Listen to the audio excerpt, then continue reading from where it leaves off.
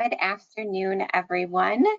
Thanks so much for joining today. On behalf of the American Heart Association, I would like to welcome you to today's webinar, Addressing Recurrent Pericarditis. My name is Lynn Malisterdinsky, and I'm a National Director here at the American Heart Association. Today's educational content is made possible in part by a grant support from Kiniksa Pharmaceuticals. I'd like to begin by going over a few items. We're going to go through some housekeeping items here first so you know how to participate in today's event. If you would like a copy of today's presentation, you can download a PDF from the handout section of your attendee control panel. If you experience technical difficulties at all through your time in the webinar, most user issues can be resolved by refreshing your browser. If that does not work, please review the system requirements or contact the GoToWebinar customer service team using the system requirements link found in your confirmation and reminder emails. At the conclusion of today's presentation, you will receive a link to access today's recording and an invitation to complete our feedback survey. We welcome you to submit text questions for our presenters at any time in the questions pane of the control panel. And we will collect your questions and address them during the Q&A session at the end of today's presentation. So you can feel free to submit those throughout our time together today. Just to give you an idea of our agenda for our time together this afternoon, we will provide an overview of our Addressing Recurrent Pericarditis initiative that the AHA is leading. And then we will also have a fantastic model share by Dr. Sarah Kohnstamm from the University of Michigan. To kind of start us off today, I wanted to go through a quick overview on addressing recurrent pericarditis. So if we can go to the next slide, please. So in this webinar, we will be addressing recurrent pericarditis, hence the name of the webinar. To better understand the context of cases that will be presented today during our time together, we would like to provide you with a brief background on the need for this webinar and the initiative overall. Pericarditis is inflammation of the pericardium, a sac-like organ with two thin layers of tissue that surround the heart. Pericarditis can be acute, meaning it happens suddenly and typically doesn't last long, or recurrent, meaning symptoms occur again after an acute episode has been resolved. Recurrent pericarditis can be difficult to treat effectively, and given the ambiguity in assessment, diagnosis, and treatment of recurrent pericarditis, there are significant opportunities for improvement. And this is where the AHA has launched an initiative on addressing recurrent pericarditis. The Addressing Recurrent Pericarditis initiative aims to address those gaps in barriers in patient care, understanding the patient pathway, and developing and disseminating best practices nationally with regards to improving identification and referral to treatment for patients that do experience recurrent pericarditis. For the latest information about upcoming events that are taking place as part of this initiative, resources on the topic, including patient and professional education, and a map of participating sites, you can visit heart.org and search Addressing Recurrent Pericarditis. If you go to the next slide, this is a list of the 15 participating sites that were mentioned that are participating in the Addressing Recurrent Pericarditis initiative. Again, you can find out more about the initiative and see this list of participating sites on heart.org, search Addressing Recurrent Pericarditis, and also access the resources that are available through this initiative. So we thank the participating sites for their dedication to improving recurrent pericarditis. We go to the next slide. Please note that the recommendations and opinions presented by our guest speaker today may not represent the official position of the American Heart Association.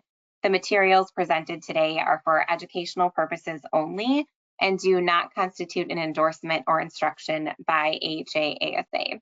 The AHA-ASA does not endorse any product or device. And now it is my pleasure to yield the floor to our speaker, Dr. Sarah Kohnstamm of the University of Michigan, for today's webinar as she introduces herself and begins her presentation. Thanks so much for joining us, Dr. Kohnstamm. Thank you so much, Lynn. Thank you all for inviting me here. It's really an honor to be talking to you and to be part of this initiative. A little introduction. So I indeed am a cardiologist at the University of Michigan. I do general cardiology, that includes a fair amount of clinic. I do inpatient service, so about 8 weeks a year where I attend on the cardiology service. And in addition, I do consultative cardiology, so then we see any sort of cardiology issue that can arise anywhere in the hospital. So between all these different components, I see a fair amount of pericardial disease. On top of that, I do 2 days a week as an echocardiographer. So I read lots of echoes. And again, it's a good place to come across all sorts of pericardial issues, fusions, constriction. I oversee one of our largest outpatient clinics at Domino Farms. So we do a lot of preventive cardiology there, as well as cardiac rehab. We have a metabolic fitness program there. We do EECP, and then we have a big echo lab there. We do stress tests, vascular labs. As part of both echo and clinic and inpatient service, I do a lot of teaching of internal medicine house staff, as well as our cardiology fellows. And in addition, my husband is also a physician at the same institution. He works in the emergency department. And this is relevant in that we often discuss cases, and I think it gives me a better sense of what goes on there. I hope that he picks up some of my expertise and gives better care. But between the two of us, we're definitely interested in sort of identifying really what happens in our ER. Where do patients with pericarditis end up? Do they get referred to the correct places? Do they get treated correctly? So I'll speak to this a little bit more in terms of what our plans are long term. And then finally, we have 3 boys, ages 8, 13, and 16. So I'm very busy outside of work too. Lots of sports, lots of carpool, but it's all good. So just a brief disclosure, I was on the advisory board for Conixa in 2023. Briefly introducing sort of the University of Michigan and the environment within which I work and clinic works. It's located in Ann Arbor, which is a very nice university town. Medium-sized population is about 125,000 and could increase by about 20,000 when the students are there versus when they're not. But interestingly, 70% of our patients really come from communities outside of Ann Arbor, and that can range from the more urban areas, Detroit and its suburban surroundings, to very rural. You can travel 10 hours and still be in Michigan, albeit in the Upper Peninsula.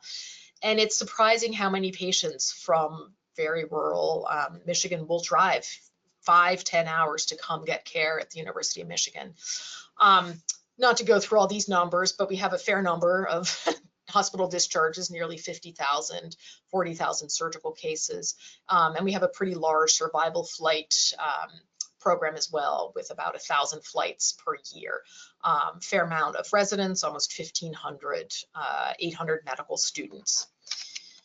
So then the cardiovascular center itself, our division has about 120 cardiologists. We contribute to about 6,000 discharges and 80,000 clinic visits in a year. A fairly high open surgical volume, over 2,000, and then we do a lot of EP procedures, cardiac catheterizations. My own pericardial clinic currently is part of my own general cardiology clinic with a couple of dedicated slots that we keep reserved. So at this point, it's just myself. I have one PA who I work with in one clinic, and she is starting to, in addition to seeing my general population, become much more adept and comfortable with recurrent pericarditis. So she will often see patients, typically not for the first or second visit, but when it becomes a more routine follow-up. And then I have a nurse who is fantastic also in terms of dealing with the patients over the phone, assessing their symptoms, seeing if we can start tapering medications, reminding patients to get labs drawn, and has also been very helpful with a fair amount of paperwork that comes with some of the newer medications and drafting letters of medical appeal when things have been turned down.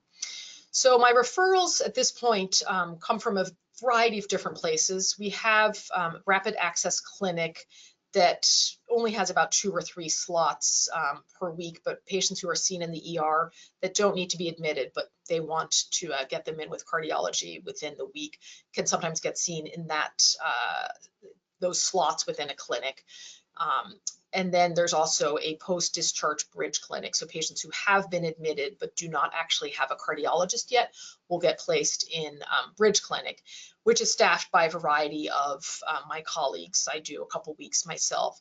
So patients who end up in either the rapid access or the bridge clinic who have a pericardial issue will then often get referred to me from my colleagues. And then there's external referrals and patients reading up on the website themselves who then self-refer. So I'll start with a case that I think probably will ring true to many physicians and many patients, and then sort of launch things from there. And this is a woman who I saw a couple of years ago on the consult service. So she presented to the ER. She really had no significant medical history, but had chest pain.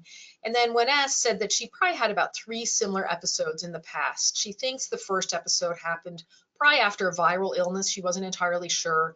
And described that the pain was significantly worse when lying down. She hadn't been able to sleep well. Taking deep breaths was really painful. Coughing hurt, and really only sitting up and sort of hunching forward was what gave her some relief. She had ibuprofen that she had been taking initially. She wasn't sure what the doses had been. And she said it worked fine the second time, but this time the ibuprofen wasn't cutting it anymore. And this is why she came to the ER. So on her exam, her vitals were pretty stable. Her cardiac exam was notable for a very faint pericardial rub, so sort of the sound of crinkling paper. And then her EKG had some diffuse ST elevation. You can sort of see it here, infra, laterally in these leads, as well as some PR depression. Interestingly, she wasn't particularly tachycardic, but these findings were pretty notable when we saw her in the ER. And then she had labs done, which had a mild elevation of her white blood cell count. Her renal and liver function was normal, but her ESR was pretty elevated at 78, as was her CRP. And she underwent an echo, which showed this small pericardial effusion surrounding the heart, but no evidence of any sort of tamponade. So her diagnosis was recurrent pericarditis. This sounded like it was at least her 3rd or 4th episode.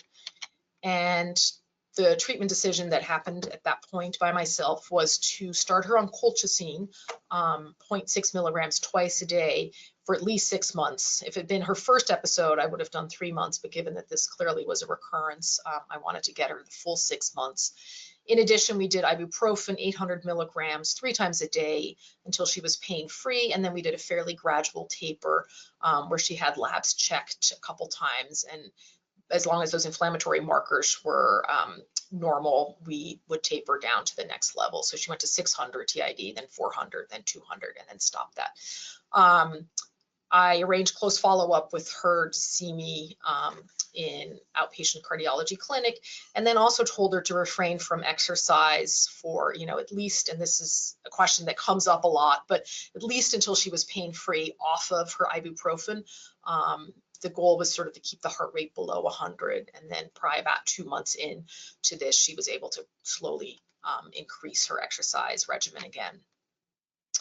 So the diagnostics that we use to get to the condition of pericarditis, before I get to that, I want to talk a little bit about what the function is of the pericardium and a little bit of pathophysiology here. So this shows nicely the very thin sort of layer that encases the heart, and it's the reason we have it is not entirely clear, but there's clearly a mechanical benefit to having it. It sort of prevents over distension of the heart, so it limits the heart in terms of how much it can fill. And then the ligament here is the sternopericardial ligament, so this attaches the heart to the back part of the sternum, whereas this is the central tendon over the diaphragm, which anchors it to the diaphragm. So this limits how much the heart can be displaced, both during respiration and with any sort of positional changes.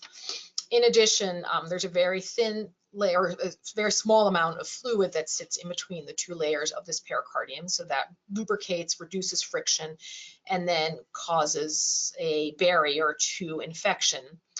The flip side is that if you do get an infection within the pericardial space, so a purulent bacterial pericarditis, something like that, it's very hard to get antibiotics to penetrate into this space. And oftentimes a pericardiectomy, which you see in this picture, is then necessary.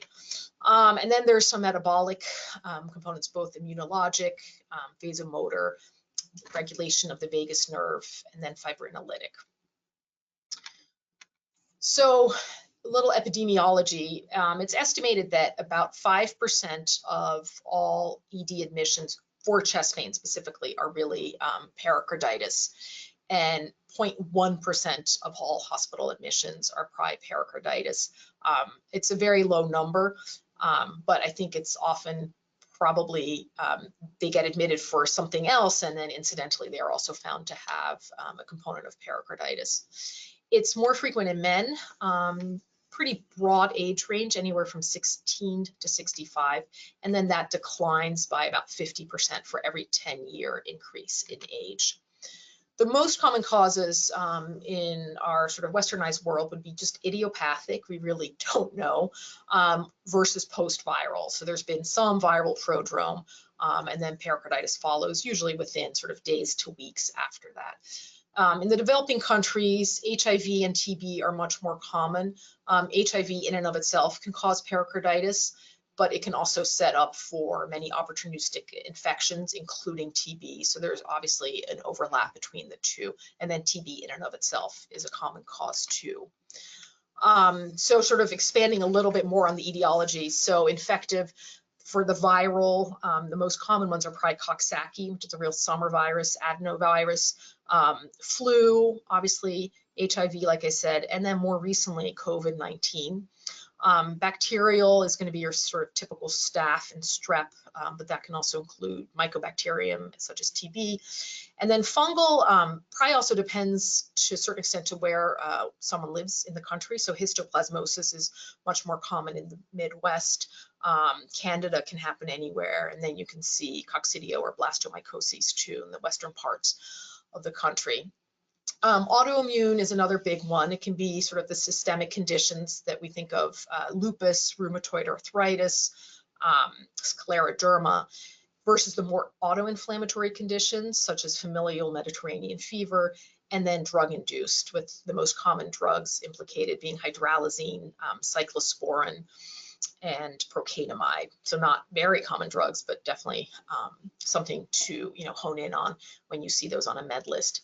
Neoplastic can be either primary tumors of the heart, so mesothelioma, or heart or pericardial or pleural space, so mesothelioma, fibrosarcoma, and then anything that's secondary or metastatic, so lung, breast, and lymphoma being the most common. Radiation, obviously, of breast, lung,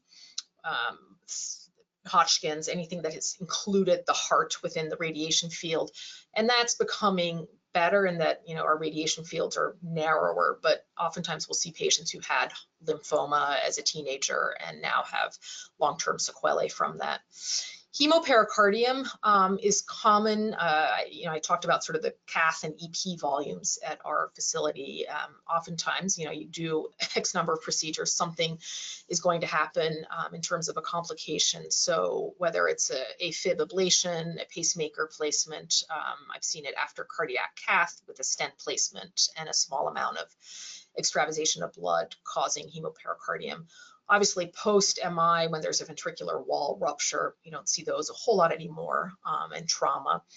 And then primary cardiac, so Dressler's is post-MI as well, and then myocarditis in and of itself. Metabolic is pretty common too. Uremia, most often in patients who are nearing end-stage renal disease. I've seen them come in with pericarditis, and that's really sort of what tips them over into starting dialysis. Thyroid dysfunction, both hyper and hypo, and then some less common ones, amyloidosis, and then certain chemotherapeutic agents. I saw a case with infliximab not too long ago. So going into just a little bit of cell biology, we won't get too bogged down in this, I promise. So typically, what happens is a severe inflammatory response to the injury of a mesothelial cell. So that's in this pericardial space, sort of blown up here. And it's a really sort of auto-inflammatory response, and that's really central to the pathophysiology of recurrent pericarditis. So there's either an infection or some sort of trauma that leads to damage of this mesothelial cell, and that leads to the release of these DAMPs, which are danger-associated molecular patterns, and interleukin-1 alpha is one of those. That then leads to the transcription of the inflammasome as well as many inflammatory mediators. And one of those inflammasomes will then secrete interleukin-1 beta again, which cycles around and hits the interleukin-1 receptor, sort of setting off this whole auto-inflammatory cascade. In addition, the transcription can cause the release of this phospholipase pathway that then leads to arachidonic acid, prostaglandin release, and thromboxane release, which causes acute inflammation, pain, edema, and effusion. So you get this increased vascular permeability, which leads to exudation of fluid, fibrin, and more inflammatory cells. So currently the diagnosis of pericarditis is based on the guidelines that came out of Europe in 2015, and we haven't had our own American guidelines or anything since 2015. I will hint that there are some guidelines coming within the pretty near future. So they require 2 out of 4 criteria to be present. Chest pain really is sort of the sine qua non, obviously, of pericarditis, present in, I would say, at least 90% of cases.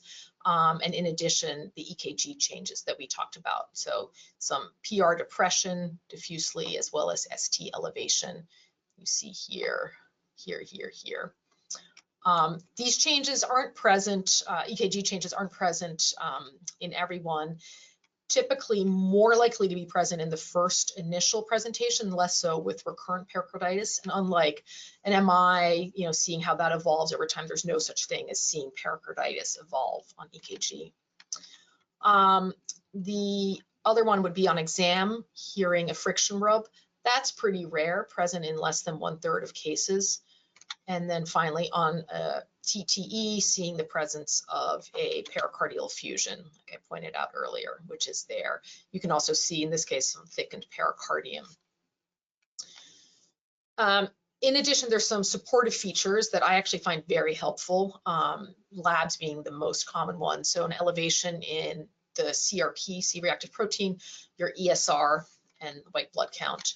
And then imaging. So if you get an MRI, you'll see this pericardial inflammation of the whole here, pericardium outlining the heart here. And it also allows you to evaluate for any sort of constrictive physiology that might be present. So we classify pericarditis in terms of duration based on acute being present for less than 4 weeks and then having a full resolution. Incessant is greater than 6 weeks, but still less than 3 months before full resolution. Chronic is anything longer than 3 months with or without resolution. And then recurrent, which is obviously the crux of the matter, happens after an initial acute pericarditis flare that has to have resolved for at least 4 to 6 weeks. And then it can be a first recurrence or any sort of subsequent recurrence after that. And it's again diagnosed with the same criteria that I just outlined. So whether it's the first or 6th episode, we still use those same criteria. So risk factors for a poor prognosis, both in terms of maybe patients needing to be hospitalized from the ER, but also in terms of higher likelihood of developing recurrence down the line.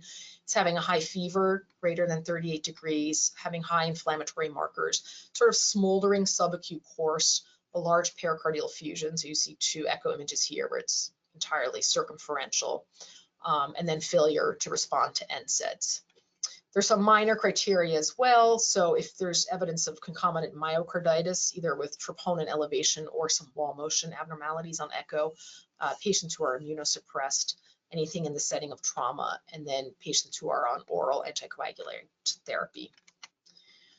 So really honing in on recurrent pericarditis. So this is sort of estimated to occur in 15 to 30% of patients after a first initial episode. And I would argue it's probably on the higher end. Some of this depends too on what the initial insult was. So I see it for idiopathic and viral more commonly. Typically, if it happens after some sort of procedure, if it's, say, a pacemaker that had a right ventricular perforation, as soon as that issue is addressed, so you place it or remove it, the likelihood of those patients coming back, in my experience, has been a little less. Once they come back with a recurrence, the first recurrence, the incidence of having a subsequent one actually increases to 50%. And it's estimated, it's hard to say how many people have recurrent pericarditis in this country. I've seen numbers around 40,000. Again, my hunch is that that's really an underestimate just because we are not recognizing it in many patients. So risk factors that can sort of tip people off to have recurrence or explain why they're having recurrence. High CRP initially, lack of response to NSAIDs is problematic. And then with that, the use of steroids. And I'll talk about this a little bit more in the treatment algorithm, but it can be really hard. So there can be recurrence just by the nature of having used steroids, or people can get into trouble once you taper those steroids too rapidly. And then lack of using colchicine or inadequate dosing, whether it's not used twice a day or the course is just not long enough. So this figure nicely sort of lays out everything that can happen after an acute episode of pericarditis. So what we're talking about here is, the 15 to 30% of patients who end up in this recurrent pericarditis category, and they can have complete resolution and then sort of come back to having recurrent pericarditis. But what you're really trying to avoid is ending up in this constrictive pericarditis category. And initially, people can have constrictive pericarditis that's reversible. So it's constrictive just in the setting of severe inflammation of that pericardium. So you can sort of go back and forth. But ultimately, what we're really trying to avoid is that constriction becoming chronic, because at this point, really medication is no longer adequate. Patients develop significant right-sided failure and will need surgery to remove the pericardium. So the workup that we typically perform is, good history, a good physical exam, EKG, the laboratory tests, as I outlined. And then based on their own personal risk factors, as well as family history, you want to think about infection, if that could be causing this. And if there's anything to suggest autoimmune history, either in the patient or by family, I will definitely get an ANA, and whatever reflex antibodies a positive ANA will trigger. And then malignancies, this can account in maybe 5 to 10% of patients for pericarditis. So keep in mind, sort of, have they been screened for all their up to date for their screening, or do we need to do some sort of other imaging to look for that? And then finally, imaging of the heart itself. So this includes, first line is going to be your transthoracic echo. And we typically see an effusion in about up to half of cases. And with that, probably, I'd say, 10, 20% only of those patients are going to have tamponade that requires intervention. It also allows you to look for more complicated or fibrinous pericardial effusion. So you see here the fibrin strands, and that can set people up for a higher risk of developing constriction. It can also be harder to tap this pericardial effusion for our interventional colleagues. So that's good to know. We can see pericardial thickening on echo, and then wall motion abnormalities as well if you're concerned for concomitant myocarditis. And then the constriction, which again, as I pointed out, can be transient initially, or as you follow this serially, you're looking for resolution of the pericardial effusion.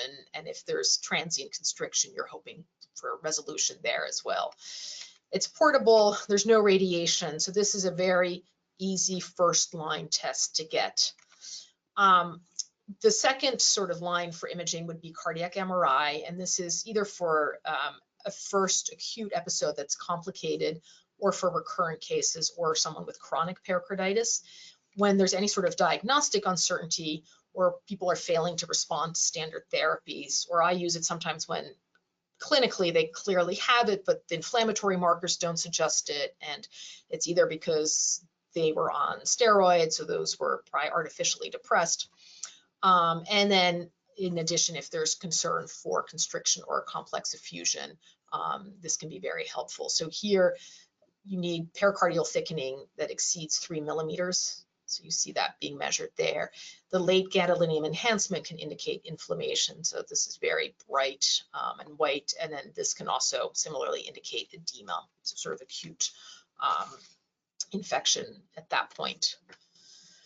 CT scan is interesting in that there's a much more limited role for it in pericarditis, but we often pick up things because we're using a CT to look for other things. So a PE protocol CT is very common. And then incidentally, we'll say, oh, there's an effusion there, or in this case, you see pretty significant calcification that could suggest constrictive pericarditis. So this will often lead to further testing. It can be nice to help with characterizing fluid, whether it's blood or an exudative process, and then cardiac masses, seeing if the masses are outside of the pericardium, infiltrating the pericardium in the heart. So it can be useful, but typically not primarily done for better evaluation. So then delving into the different treatment options. And I'll hone in first on sort of our NSAIDs, aspirin, ibuprofen, and indomethacin. So looking a little bit first at where they work, back to our cell biology.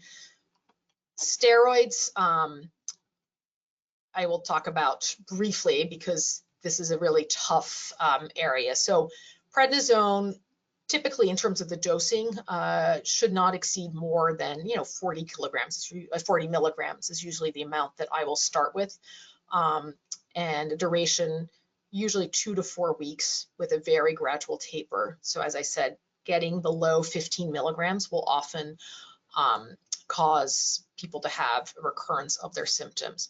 So for this reason, and the reason that I alluded to earlier, that sometimes steroids in and of itself can precipitate a recurrence, I really limit prednisone use and use it for very specific cases only.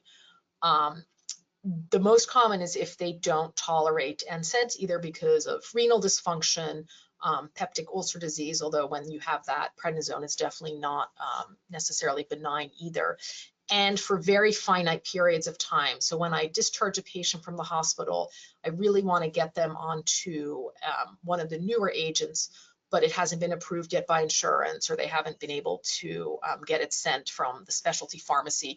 So for a finite period of time, I have found that patients' symptoms are definitely going to be controlled on it, but then there's an endpoint in sight. So just going back here in terms of how it works, the NSAIDs, so aspirin, ibuprofen, indomethacin, will interfere with this arachidonic acid pathway turning into prostaglandins and thromboxane. So it decreases that, whereas the steroids in and of itself is going to limit the phospholipase expression and also inhibits the inflammasome transcription.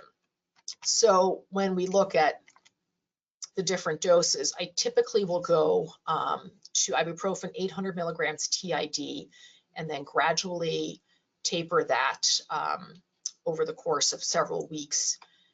Sometimes just guided by symptoms, sometimes I will actually use CRP and ESR before I sort of taper them down to the next level. If a patient has already been on aspirin, say they have a stent, they're on DAPT, I won't also start them on ibuprofen, then I will just increase the aspirin dose. And then in some cases, I've found that if they don't respond as well to ibuprofen, indomethacin might work a little bit better. So I will go to that, although I've noticed a little bit more GI upset with the combination of indomethacin and colchicine. So moving on to colchicine. So this is really sort of the mainstay, and I think in many ways the reason that patients end up with recurrence because they're not getting placed on the right dose of colchicine. So for patients under 70 kilograms or with severe renal impairment, then once daily is fine, but typically it really should be 0.6 milligrams twice a day. And for a first episode, you really want to do the full 3 months. So most often patients are going to have resolution well before the 3 months, and they're going to say, hey, why do I need to keep taking it? And I really strongly reinforce and explain that we're trying to do this to prevent recurrence. For any sort of patient with a recurrent episode, I will do at least 6 months, again, reinforcing why we're doing that. And then I will taper. So after 6 months, I'll drop down to once a day, sometimes follow some inflammatory markers, and then stop it. Usually what I'll also do is make sure that patients always have some colchicine on hand so that if they do get a recurrence, they can start it off right away. So the way colchicine works, it obviously is a gout medication, but it's been used for thousands of years, initially by the Greeks as a laxative, which won't surprise some people who've been on it because it definitely can cause diarrhea. It's actually a pretty flower.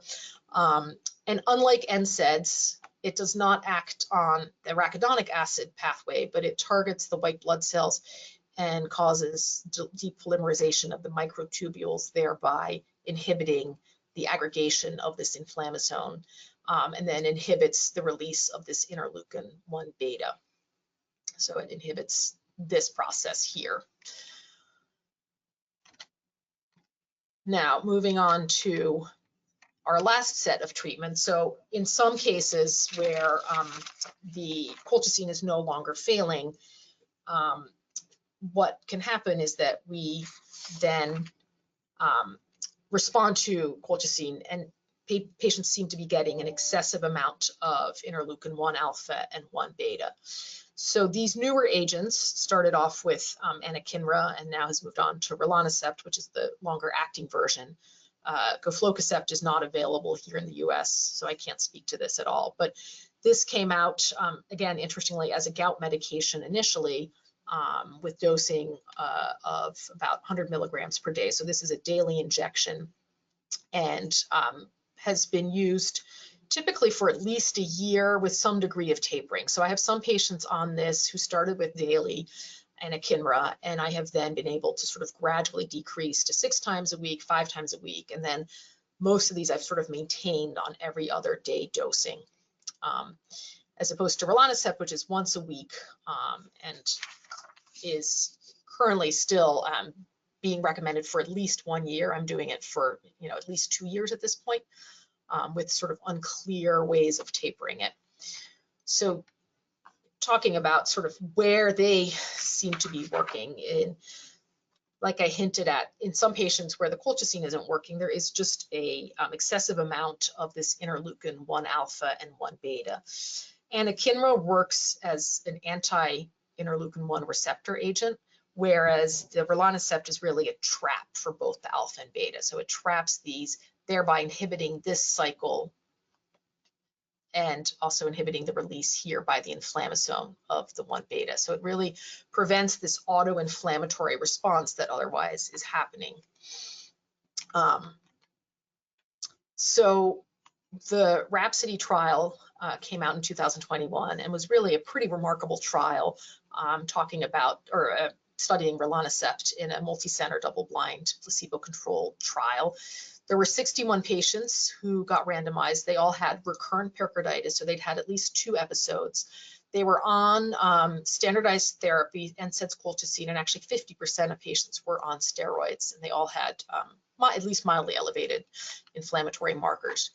So all the patients received 1 loading dose. So the loading dose is 320 milligrams. And then after that, patients go to 160 milligrams weekly for 12 weeks. And then after that, patients were either randomized to continue on rilonacept at 160 milligrams versus placebo. The primary endpoint was recurrence of their pericarditis, with some secondary endpoints looking at the time to have normalization of the CRP and the time to achieve just therapy on rilonacept alone without NSAIDs and colchicine. So about 57% of the patients were female, average age was around 45 years, 85% of the cases were idiopathic, and then 15% were post-cardiac injury. So in the rilonacept group, and we went near 50 weeks out, so about a year, the recurrence rate of pericarditis was only 7%, whereas the placebo group had a recurrence rate of 74%. So really an astounding difference. The median time it took to be able to come off of their NSAIDs, colchicine, or steroids was only about 8 weeks. So with a gradual taper, but nothing too gradual. And the most common side effects, which kind of corresponds with what I'm seeing in my patient population, was some mild injection site reactions, which is why we tell people to alter their sites, week to week, but nothing that made people drop out of the study, and then some URIs in about 7 people, and 29 had the injection site reaction. So overall, very well tolerated. So now going back to a slightly more complex case, this was a woman who I've been following now for several years, 56-year-old retired school teacher.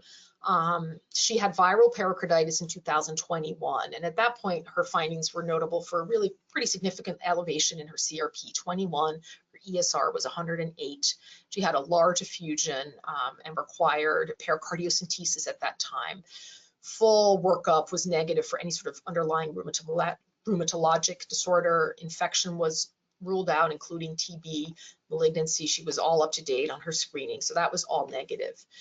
So her initial treatment was colchicine 0.6 BID, and then ibuprofen. We went a little bit lower. She was on the smaller side, did not really like taking NSAIDs.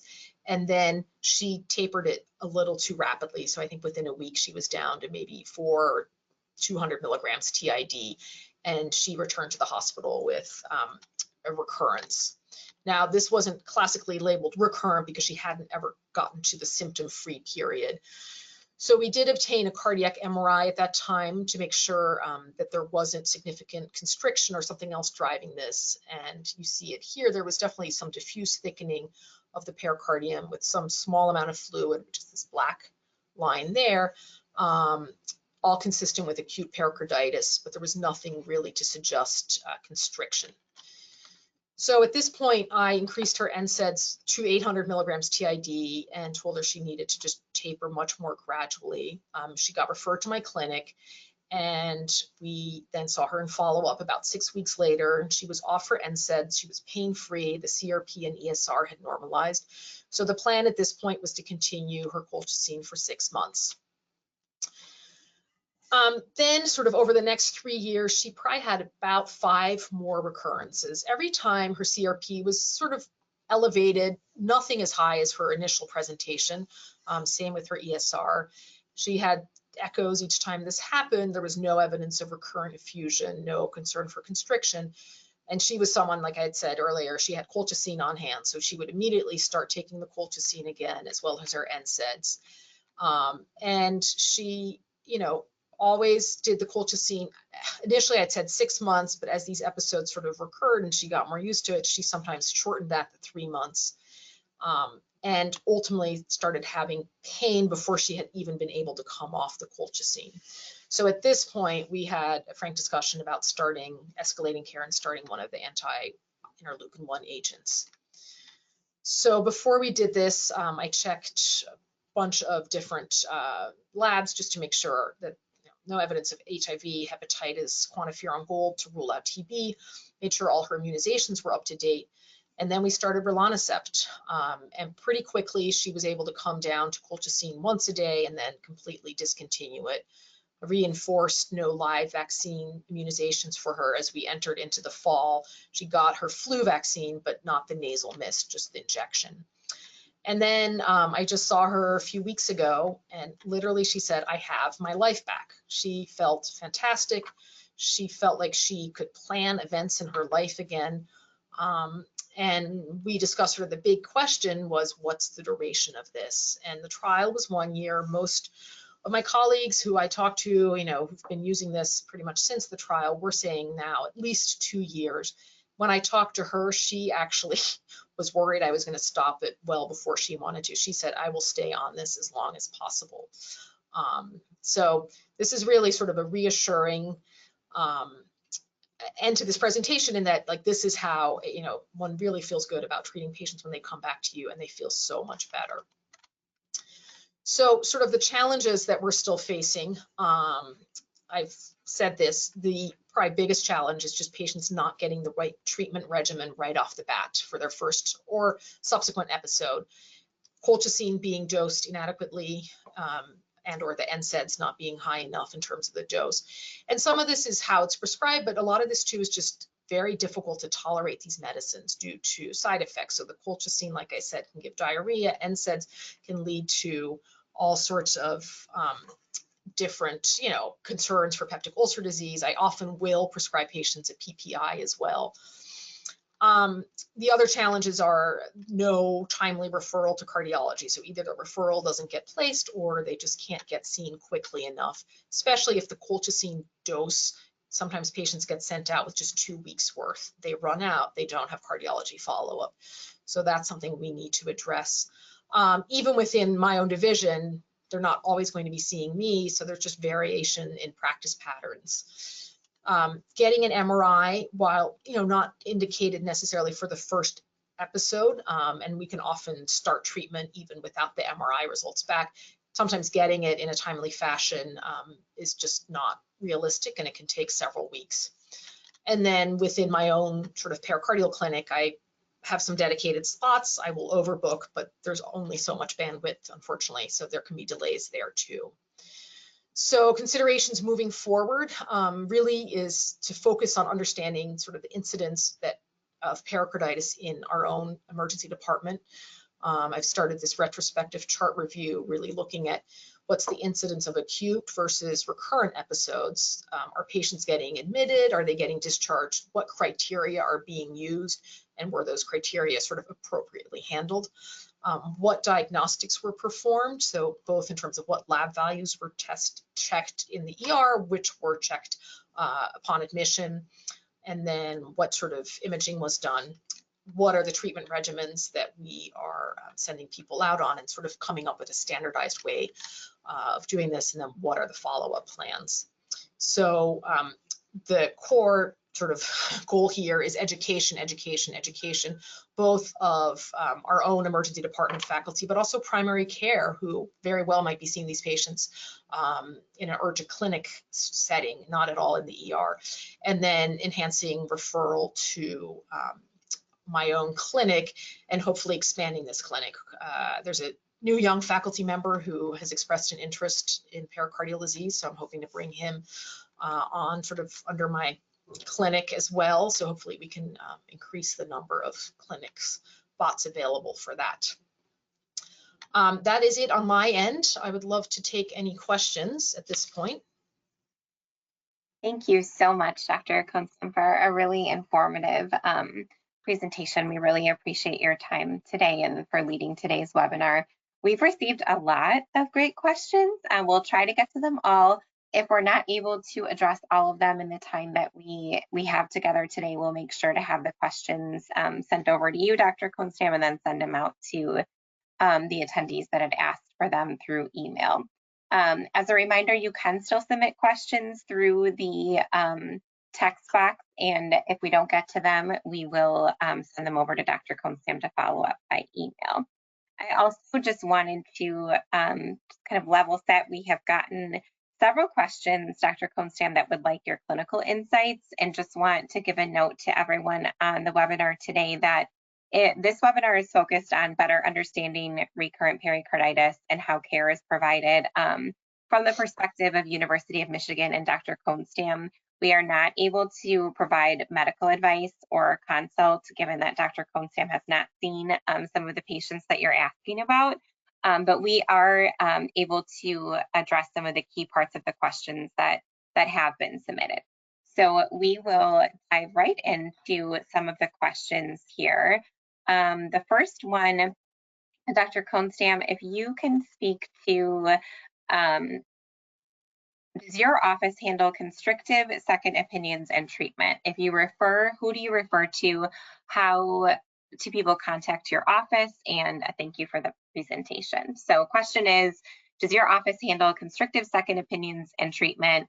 And then if you can speak to your referral process and how you're contacted. So I want to make sure I understand. You're talking about a second opinion for someone who's been given the diagnosis of constrictive pericarditis. I think that's what. That's what the question is, yeah, specifically asking around constrictive Constriction. second opinions. Yeah. Yep. So constriction is, I could talk about that for a whole nother hour or two, but that does fall within my clinic. So I see a lot of pericarditis. Constriction is a much smaller subset. And we do the, sort of key diagnostic components for that often, or at least are an MRI. And then sometimes we'll do a heart catheterization as well, where we look at left and right sided pressures if there's sort of classic equalization. And then I have one particular surgeon that I have referred my pericardiectomy patients to. So we have one person who, I think really is the go-to. So yes, we do.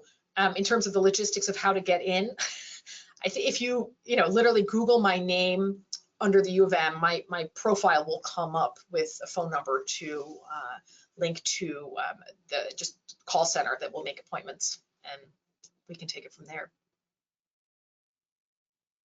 Thank you. See here. So is there a protocol for patients who are finished with the 2 years on rilonacept and still have symptoms when they come off of that? Is there data supporting that they can be on it for longer than 2 years? Yeah, so that's a really good question. And there's no data necessarily supporting that you have to stay on it, or that but we have definitely seen that you can, that there's no longer term side effects. It's not like something bad happens after 2 years. And I have been on the much more conservative end, where if it works for patients and they're doing well, I'm not, nor are my patients, super inclined to stop it. We occasionally are running into some insurance issues. So that's where my nurse, who writes wonderful letters of medical necessity, comes in. What I have done and sometimes I have patients go back and forth between anakinra and rilonacept sort of for insurance reasons. So if one doesn't get approved, I can start with the other one, or vice versa. But what I've seen is there have been a few cases where the rilonacept has been stopped. If there's recurrence, the moment you restart it again, patients respond just as well. So I think for some patients, knowing that the medicine worked and that it will work again makes them a little less nervous about coming off, because they know it will work once started. So just because it's stopped doesn't mean that we can't restart it again if needed. Thanks, Dr. Kohnstamm. And that kind of goes into another question that was asked. If you could maybe speak to maybe some of the processes that exist within University of Michigan for getting IL-1 inhibitors covered by insurance, and particularly rilonacept, if you can maybe speak to some of your multidisciplinary teams. So the common issue that I've encountered is it not getting approved until anakinra has been tried, which is interesting because they work similarly. It's just that one is the more long-acting version. And cost-wise, I don't know, what the difference is. But I have started some people on anakinra first, proven that that works, and then been able to transition them to rilonacept. There've been appeal letters written. Typically, if you can, say that they've failed all standardized treatment, which oftentimes will include steroids, I have gotten it approved. But it is a little hit or miss, and I wish I had a good answer that sort of consistently worked, and it's not. I've also encountered one, I forget which health insurance company, but all of a sudden now they're not covering it. So a patient who's been on this successfully for 2 years, now all of a sudden is being told that it won't be covered. It's not even something that I can do a peer-to-peer for. So there's definitely frustrations there, especially when you know that there's something out there that works really well. Thanks, Dr. Kohnstamm. And I'll just add into that one of the pieces that we're diving into with the Addressing Recurrent Pericarditis initiative is just looking at the entire patient pathway and continuing to feature model shares of where some of our participating sites have overcome some of the barriers that folks are putting in the chat. So would encourage you to stay connected with us and looking on our website for future model shares too, where there's things to learn around practices that folks have put in place around insurance coverage and things like that. Another question that we had was, in the absence of myocarditis and arrhythmia risk, what's the rationale behind refraining from exercise? Yeah, and that's a really good question. And I know certain sites feel more strongly than others about really strict exercise reduction during sort of acute flares. I think it can be as simple as just, increasing heart rate increases the amount of sort of literal friction between the inflamed pericardium and the heart. So my take on it is really that in an acute episode, to refrain, that's not particularly hard. Most patients, the last thing they want to do is exercise when they're having an acute flare. So that's not a hardship for most people. And once they're, well controlled on NSAIDs, I typically still say until the NSAIDs have been tapered off, you should take it easy. Whether there's really a difference between a heart rate of 100 or 110. Again, oftentimes patients just, sort of inherently don't feel like doing anything overly exerting. But by the time someone, especially if it's, someone who's still on colchicine, well controlled, they can gradually ramp up their exercise after a few months. But it's really within the acute flare setting while they're still on anti-inflammatories that I would say hold off. Thank you. A few more questions here. So can pericarditis cause arrhythmias such as atrial fibrillation? How would you manage an ablation for a patient with recurrent pericarditis? Yeah, so I've definitely seen people in the setting of pericarditis and acute flare go into AFib. This has definitely happened in the hospital. That's not the right time to go for an ablation, obviously. And the big question usually is more, what do you do with anticoagulation? So now you've started high dose NSAIDs. Are you also going to put them on a DOAC of some, anticoagulation? Sometimes if it happened after a stent, I had one person who had, aspirin and Plavix for a stent, then he was on Eliquis for the AFib he went into, and then you're trying to figure out, can you also add NSAID? So this can be very complicated. So I typically see resolution of the AFib when the pericarditis sort of simmers down. Now, usually when a patient has shown me that they have AFib in a certain setting, it's not uncommon for it to come back. I have not had a patient go for an AFib ablation that had a prior episode of pericarditis that then had a recurrence of pericarditis because of the AFib ablation. Usually if it's the AFib ablation, it's sort of the initial first insult. So it wouldn't necessarily make me steer away from an AFib ablation down the road, but definitely not in the setting of any sort of acute flare. I'd probably wait at least, until they were symptom-free off colchicine. Thank you, Dr. Kohnstamm. We have several other questions that have come through that we won't get to in our time together today, but we will make sure that we address each of your questions with Dr. Kohnstamm and send out the answers by email. So thank you all so much for your engagement and submitting questions. We have time for just one more. And so, Dr. Kohnstamm, there was a question around what is the plan to get recurrent pericarditis information out to ER and primary doctors around the US? So maybe you want to start with an answer and I can also add in. Yeah, so around the US would be wonderful. I think we have talked within our model sharing meetings about maybe a shared platform between the AHA and American, the AFP or other organizations for internal medicine physicians, emergency physicians. I think within our own institution, partially because my husband works there, I know a lot of his colleagues. I think it could be as simple as me presenting to them on grand rounds, or coming up with a clear pathway and a pretty clear protocol, and having them sort of be aware of its existence, be aware that I'm the point person if they have any questions. I can answer the nuances of treatment for certain patients.